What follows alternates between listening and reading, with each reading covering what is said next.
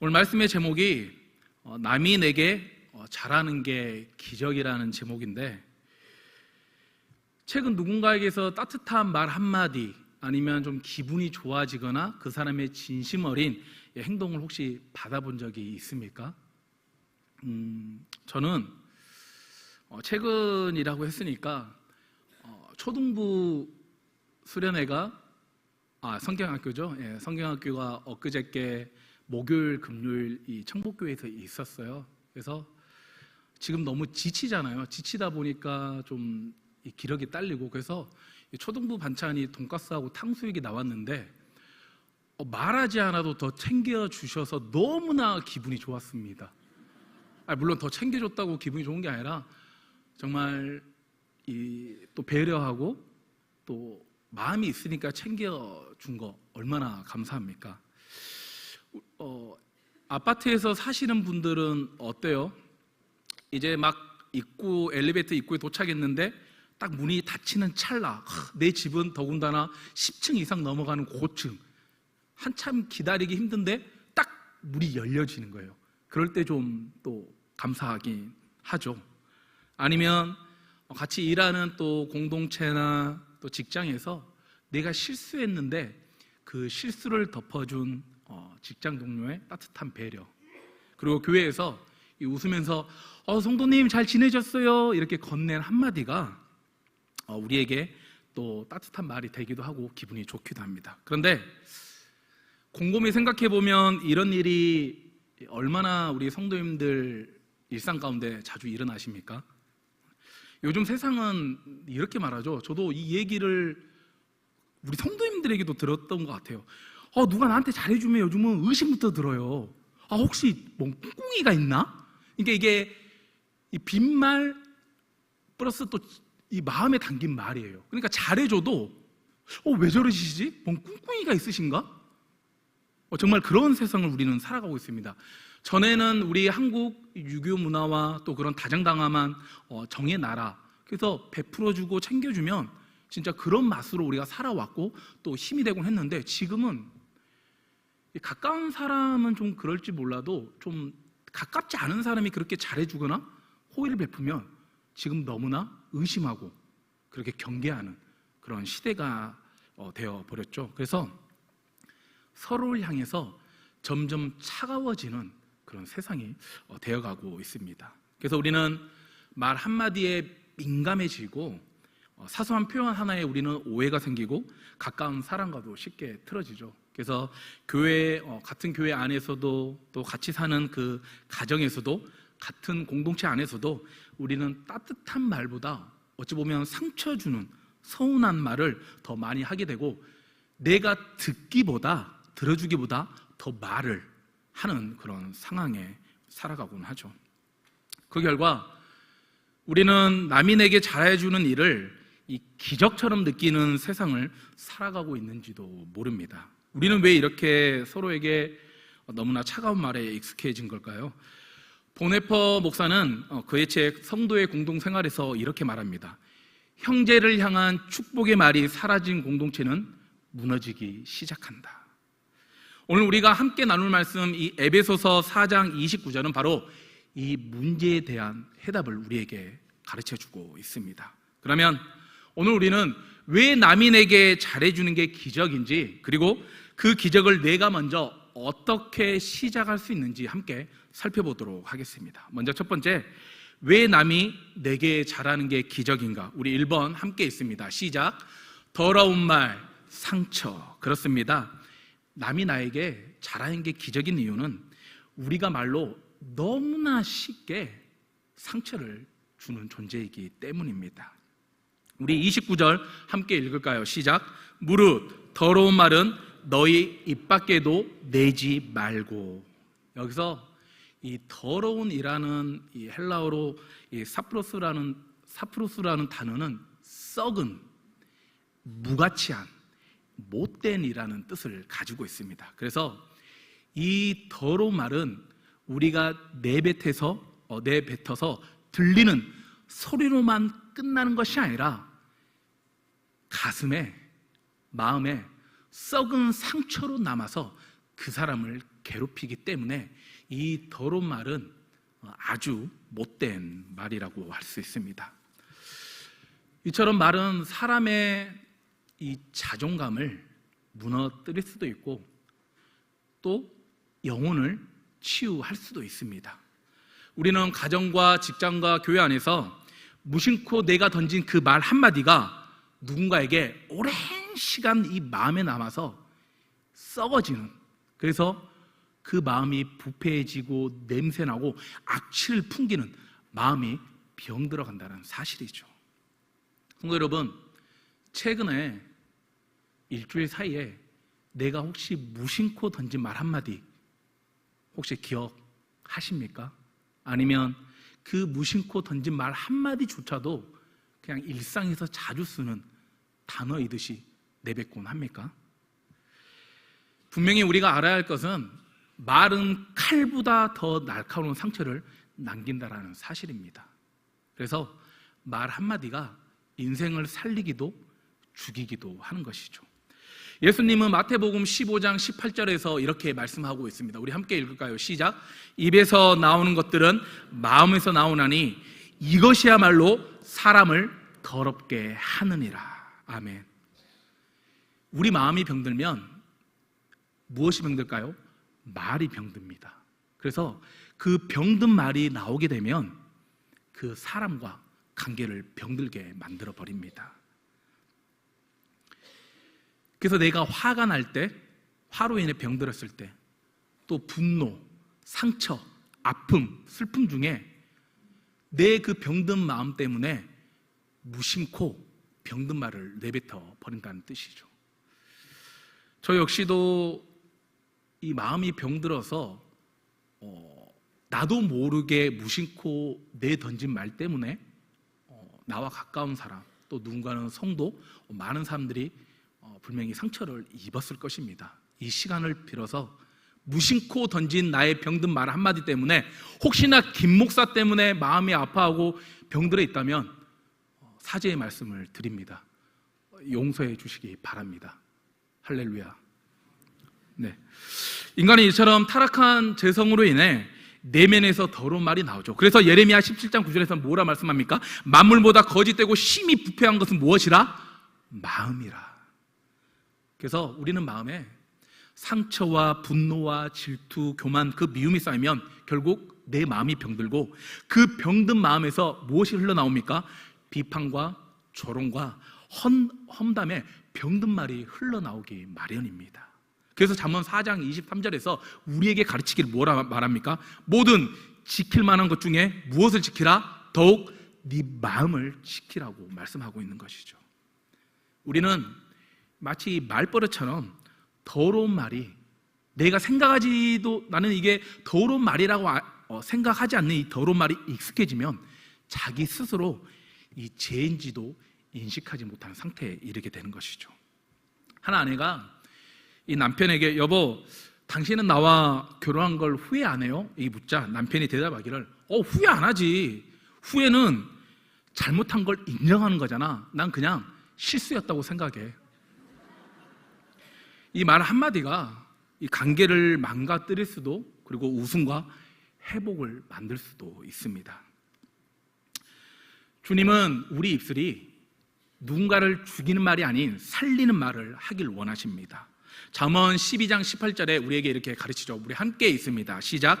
칼로 찌름같이 함부로 말하는 자가 있거니와 지혜로운 자의 혀는 양약과 같으니라. 아멘.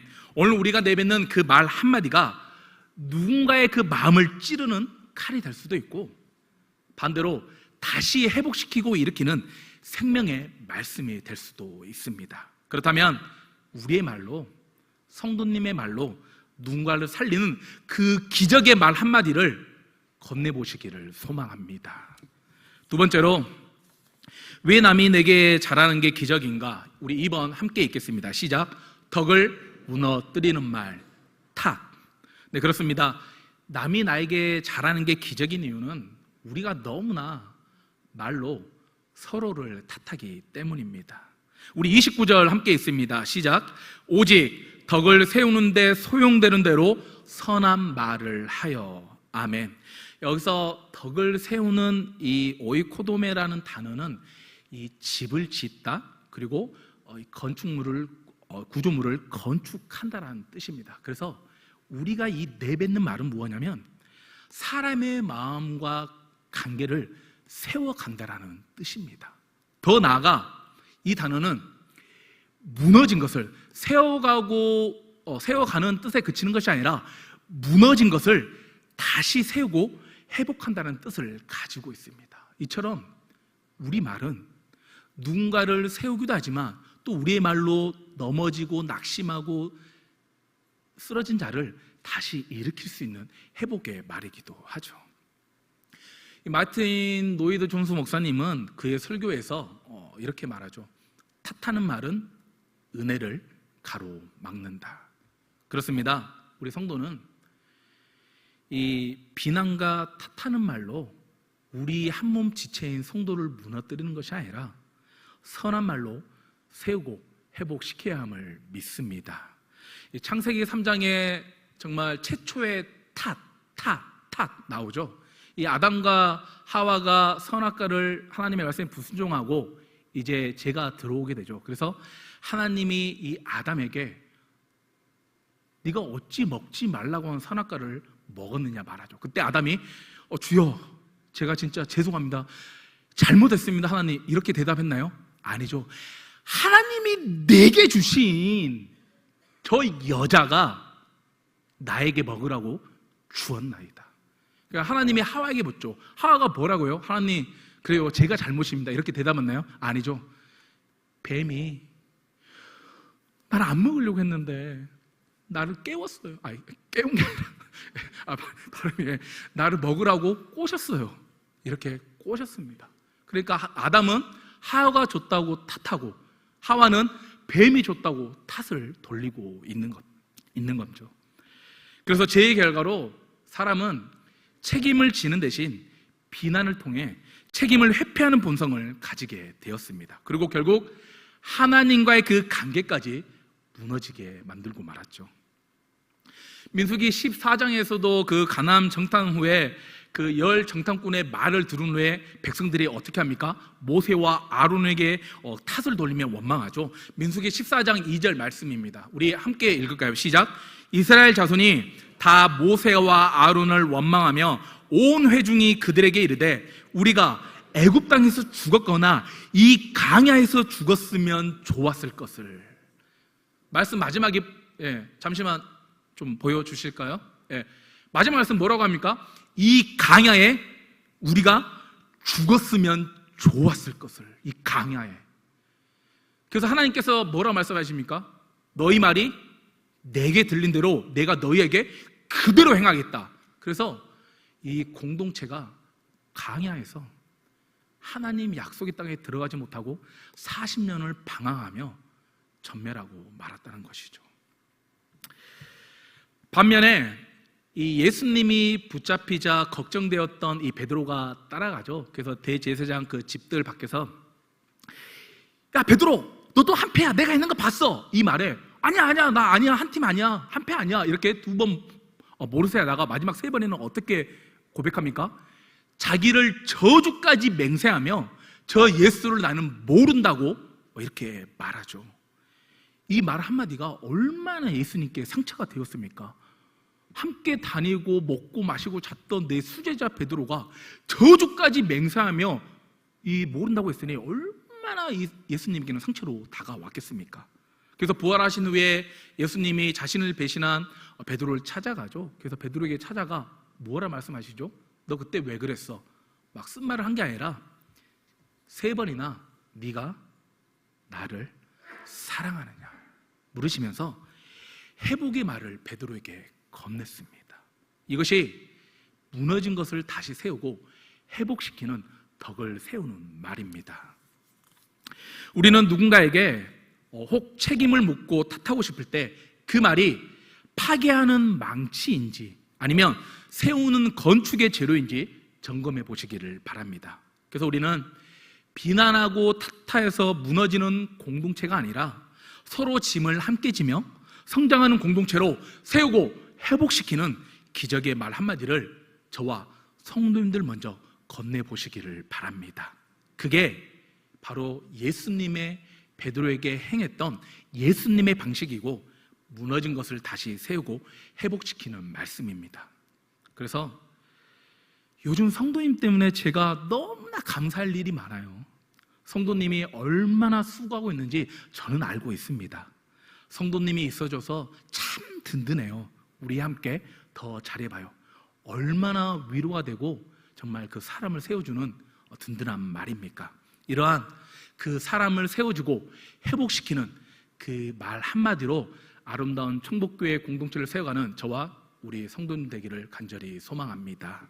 마지막으로, 그러면 왜 남이 내게 잘하는 것이 기적인가? 우리 3번 마지막으로 함께 읽겠습니다. 시작.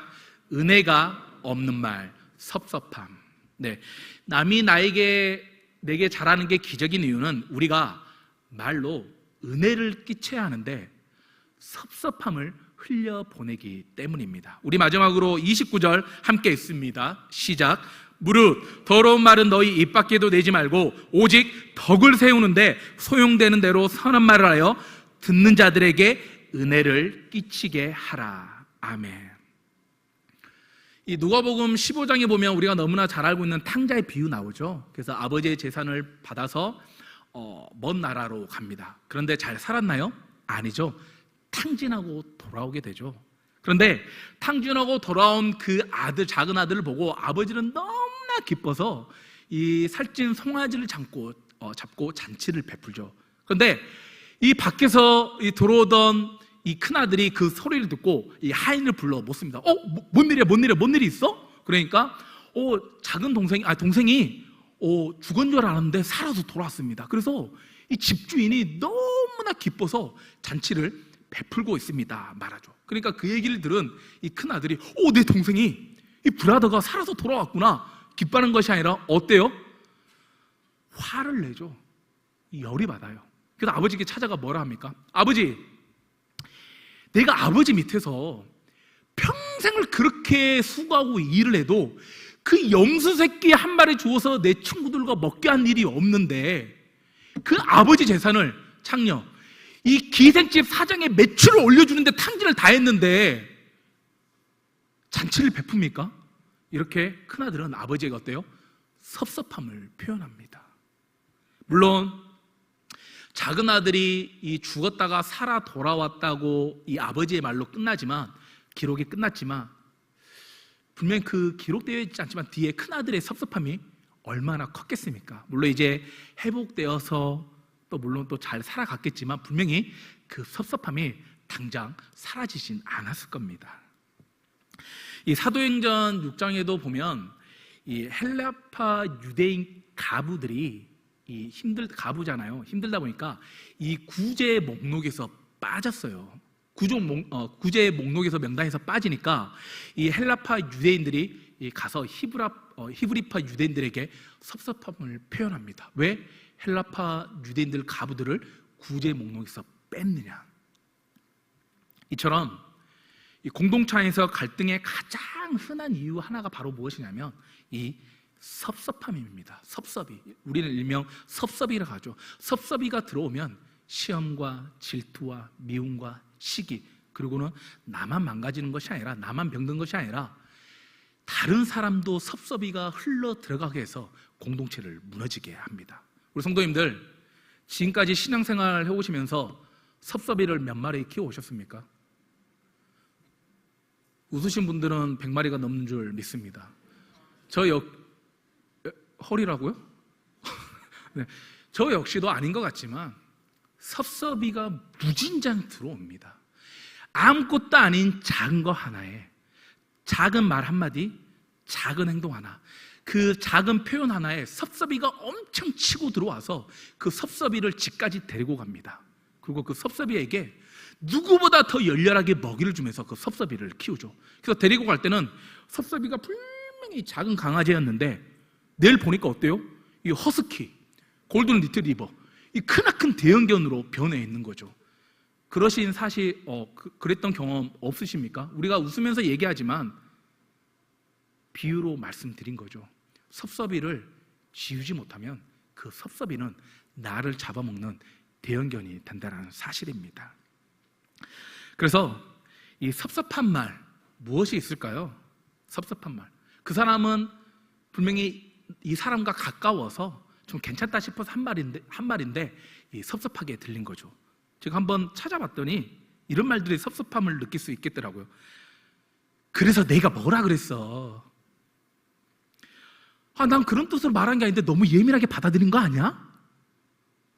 좀 참고 넘어가지 그랬어. 아니 됐어. 말해봤자 뭐해. 혹시 얼마나 많은 이 말들을 쓰십니까? 이 말 한마디가 나는 이 사람하고 가깝다고 생각해서 이 말은 이 사람에게 괜찮겠지 하고 무심코 내던진 말 한마디가 그 사람에게는 섭섭함으로 다가올 수 있다는 것입니다. 그런데 이 섭섭이가 우리가 말로 시작되지만 또한 말로 치유받을 수 있습니다. 우리 잠언 15장 23절 세 번역으로 우리 함께 있습니다. 시작. 적절한 대답은 사람을 기쁘게 하나니 알맞은 말이 제때에 나오면 참 즐겁다. 아멘. 그렇습니다. 우리가 누군가 나에게 따뜻하고 그 적절한 말을 해줄 때 그 말 한마디로 우리는 마음의 기쁨과 위로를 얻게 되는 것이죠. 한 아내가 이 남편에게 여보, 나 오늘 너무나 섭섭했어요. 오늘 결혼 기념일인데 잊어버리고 정말 진짜 섭섭한 말이죠. 근데 그 남편이 대답하기를 여보, 내 마음에는 항상 매일이 결혼 기념일이라 날짜가 필요 없었어. 이게 참 적절한 말인 것 같기도 하고 아닌 것 같기도 하죠. 그런데 중요한 것은 뭐냐면 남편이 아내를 위한, 상대방을 위한 말이라는 것을 우리는 짐작할 수 있습니다. 성도 여러분, 최근에 혹시 내가 내 남편 혹은 아내 그리고 또 직장에서나 이 공동체에서 적절한 말 한마디 하신 적 있으신가요? 한번 떠올려 보시면 있을 것입니다. 내가 건넨 적절한 말 한마디, 그 말 한마디로 그 사람은 마음의 기쁨과 위로가 되고 살아날 수 있다는 것을 기억하시기 바랍니다. 그래서 우리는 이 섭섭이는 말하지 않으면 서로 오해가 쌓이고 멀어지지만 때에 맞는 그 말 한마디가 서로 마음을 열고 관계를 회복시킨다는 사실입니다. 그래서 우리는 이렇게 좀 저도 그런 것 같지만 그렇게 생각하는 것 같아요. 우리는 종종 내가 말하지 않아도 내 마음을 상대방이 알아주겠지. 말을 해야 알죠. 제가 이 청복교회에 와서 배운 게 뭐냐면 저 역시도 너무나 내가 표현하지 않아도 내가 하지 않아도 알아주겠지. 저도 이런 성향입니다. 그래서 성도님들이 알아주겠지. 그런데 아니더라고요. 좋은 것이든 나쁜 것이든 명확하게 나를 표현해야, 말을 해야 성도님이 상대방이 알아주신다는 사실입니다. 그래서 알아주겠지 생각하고 있다가 알아주지 못하니까 무엇이 들어옵니까? 섭섭함이 들어오게 되는 것입니다. 그래서 우리는 상대방이 말하지 않아도 알아주겠지 이 마음을 가지지 말고 때에 맞는, 잠언에서 말씀하고 있는 것처럼 때에 맞는 적절한 말로 상대방을 기쁘게 위로의 말을 해주시기를 바랍니다. 그래서 이 섭섭함은 말로 시작되지만 섭섭함을 이기는 길도 결국 때에 맞는 적절한 말 한마디임을 기억하시기 바랍니다. 그래서 우리 성도 여러분의 그 적절한 말 한마디가 누군가의 마음에 기적 같은 위로가 될 수 있다는 사실을 기억하시기 바랍니다.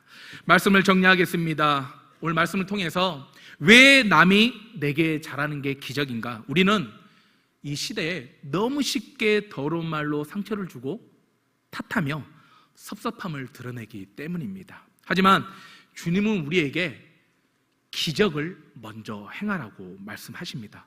더러운 말이 아닌 선한 말로, 그리고 무너뜨린 말이 아닌 덕을 세우는 말로 섭섭함이 아닌 은혜를 흘려보내는 그 기적을 내가 먼저 시작할 수 있다고 주님께서는 분명히 우리에게 가르쳐 주셨습니다. 그래서 우리 성도는, 하나님의 자녀는 말로 상처 주는 사람이 아니라 말로 누군가를 살리는 사람입니다. 그래서 이번 한 주간 오늘 우리에게 주시는 말씀을 붙잡고 누군가를 죽이는 말이 아니라, 누군가의 마음을 찌르는 말이 아니라 누군가의 마음을 세우고 회복시키고 살리는 저와 성도님들 되기를 주님의 이름으로 축원드립니다.